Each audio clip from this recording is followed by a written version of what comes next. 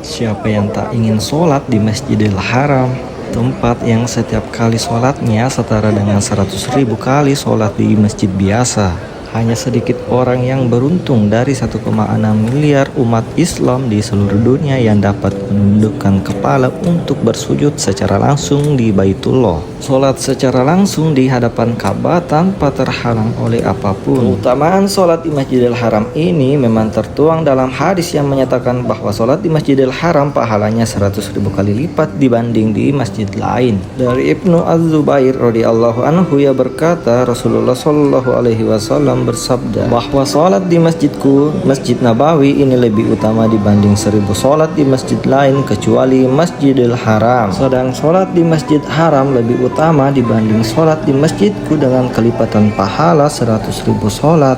Hadis riwayat Ahmad dan disahihkan oleh Ibnu Hibban. Hadis ini telah memotivasi setiap umat Islam, khususnya bagi jemaah haji yang ingin punya kesempatan untuk berbondong-bondong mendatangi Masjidil Haram. Siang maupun malam, mereka berusaha datang ke Masjidil Haram dalam kondisi apapun untuk mendapatkan pahala sholat itu. Bahkan apabila dianalogikan, jika seseorang telah menunaikan ibadah haji dan melaksanakan sholat 5 waktu di Masjidil Haram selama 10 hari berturut-turut, maka amalan ini seakan-akan sebanding dengan sholat 1.000.000 kali per hari atau lebih dari 2.777 tahun.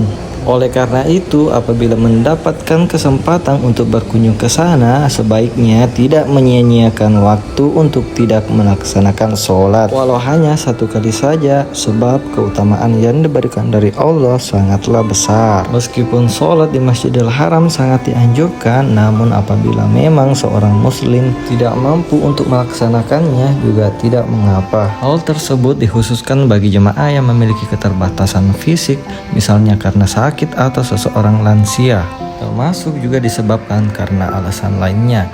Oleh sebab itu, sholat berjamaah dapat dilakukan di mana saja di tanah haram, baik di hotel ataupun masjid terdekat. Mereka tetap mendapatkan keutamaan pahala sholat bagaimana di Masjidil Haram. Dari Ibnu Abbas pernah berkata, tanah haram seluruhnya adalah Masjidil Haram. Jadi tidak menjadi masalah apabila di musim haji yang dipadati umat muslim di seluruh penjuru dunia menjadi kendala bagi jemaah yang rentan dan berisiko tinggi. Mereka tetap dapat melaksanakan sholat fardu tidak secara langsung di Masjidil Haram, meskipun lebih afdol apabila dapat melaksanakannya. Demikian penjelasan dari pahala sholat di Masjidil Haram berdasarkan hadis sahih. Dengan menunaikan sunnah yang dianjurkan Rasulullah Shallallahu alaihi wasallam, jemaah haji atau umroh yang berkesempatan untuk sholat di sana dapat lebih memaksimalkan waktu dan niat.